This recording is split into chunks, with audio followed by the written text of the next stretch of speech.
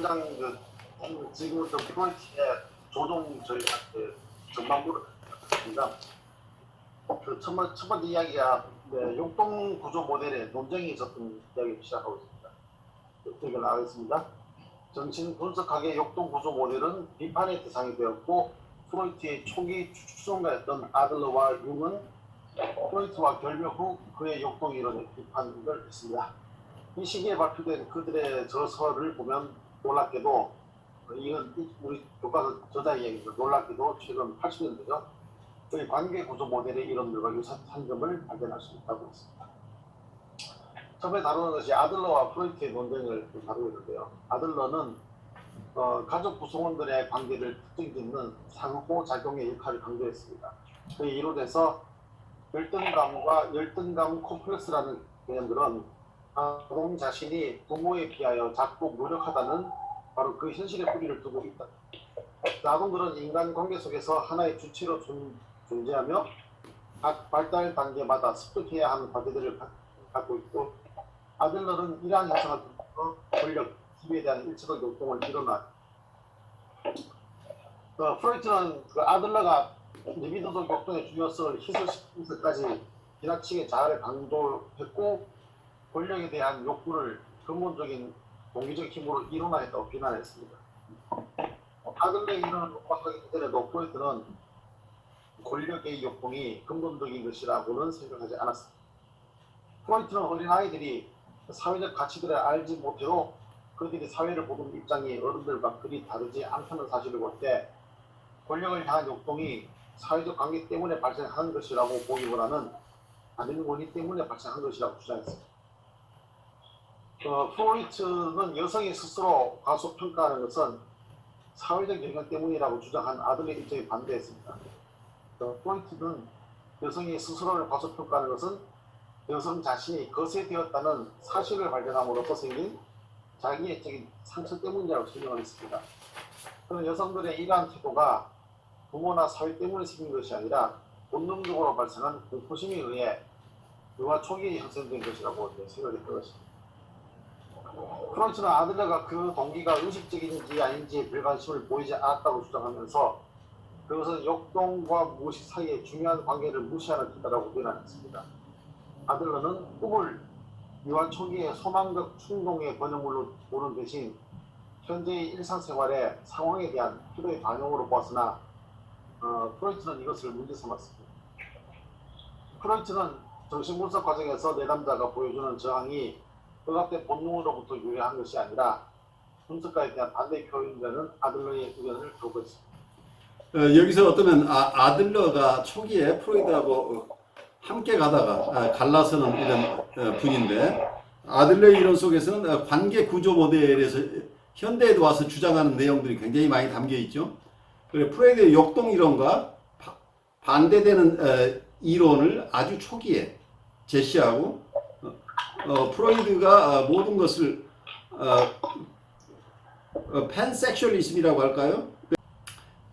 프로이트는 어때? 성이라고 하는 단일 원인을 가지고 대부분 거의 성 본능이라고 하는 어떤 근본적인 하나의 요소를 가지고 우리의 동기를 다 설명하려고 했었던 거죠. 물론 프로이트는 항상 이원론을 주장했기 때문에 성 본능과 초기에는 자기 보존 본능, 나중에는 어쩌면 성 본능과 공격 본능 이런 식으로 다른 본능 얘기도 했지만 항상 주된 본능은 성이에요.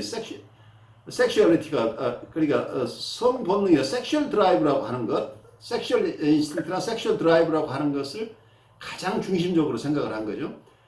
그런데 여기서 아들러나 그 뒤에 나오는 융 아주 초기에 프로이드를 따랐던 이 두 분이 초기부터 갈라서서 자기들 나름대로의 독립된 어떤 정신분석이라고 할지 나름대로의 그 개인 심리학이라고 할지 그 이름은 뭐라고 붙이건 간에 초기에 같이 정신분석에 발달시키던 분들이 프로이드가 지나치게 성욕 중심으로 우리의 모든 동기를 설명하려고 하는 것 자체에 납득하지 못했어요. 근데 프로이드는 굉장히 온고집이었어요. 자기에게 반대하는 분들은 정신분석을 깊이 이해하지 못하는 분이라고 봤기 때문에 결국 자기를 지키기 위해서 이분들과 거리를 두기 시작했고 결국은 서로 다른 집을 지은 결과가 됐는데 프로이드의 역동 이론과 다른 쪽에서의 이론을 아주 초기부터 전개한 분들이니까 그분들의 얘기를 요즘 지금 우리 강 목사님이 얘기했듯이 1980년대 이후 지금 현대 컨템포러리 사이코애널리스트라고 하는 현대 정신분석에서는 이런 관계적 관계 구조라고 할까요? 관계를 중심으로 하는 이론들 쪽에서는 지금 이론을 개발하다 보니까 아주 초기에 프로이드와 갈랐을 때는 아들러나 융의 얘기가 상당 부분 현대적인 어떤 관계적인 모델 속에서 다시 살아나고 있다 하는 것을 발견하는 거죠.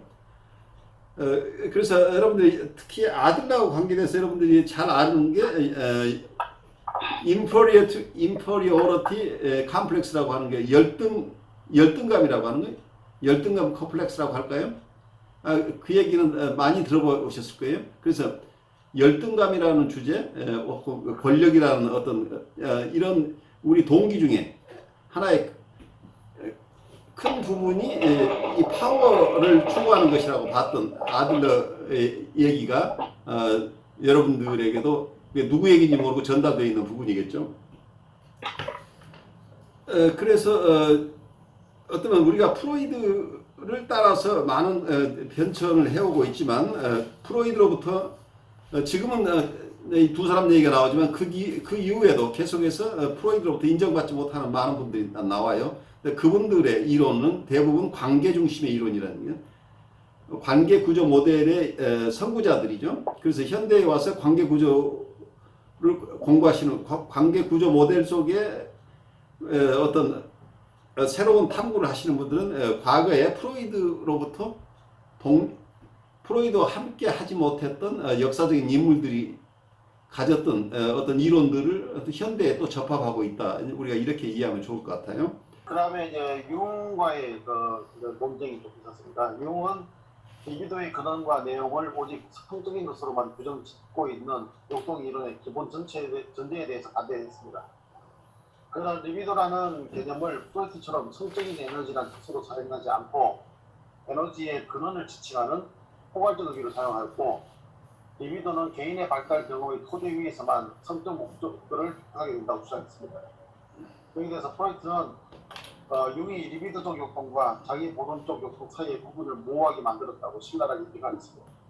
그는 융이 리비도 개념을 내용 없는 정신적 에너지로 환원시킴으로써 두 종류의 본능 사이의 차이를 무시했다고 주장했습니다. 그는 전이신경증은 계통 발생적으로 결정된 두 종류의 자기 보존 욕동과 종족 보존 욕동, 결국은 성적 욕동인데 그 사이의 갈등에서 발생한다고 보았습니다. 때문에 전이신경증의 존재는 다른 두 종류의 본능이 존재하고 있음을 보여주는 증거라고 했습니다. 아들러와 마찬가지로 융에 대한 프로이트의 비난의 요지는 그들이 리비도적 에너지가 성적인 것에서 유리한다는 사실을 무시했다는 데 있습니다.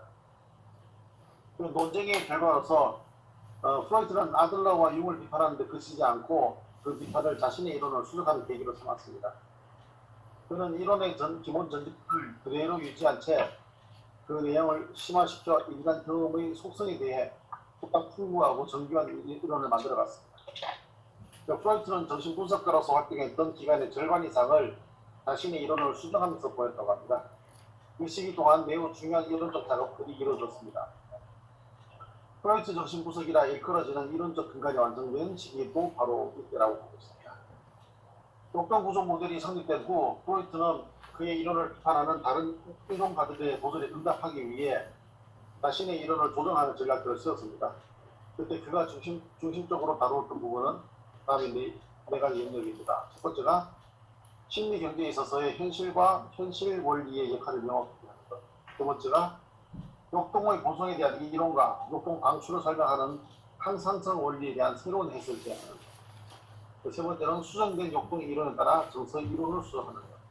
네 번째가 정상적인 발달 또는 병리적인 발달에 미치는 대상관계의 역할을 명확하게 밝힘으로써 보다 세련된 모델을 세워나가셨습니다.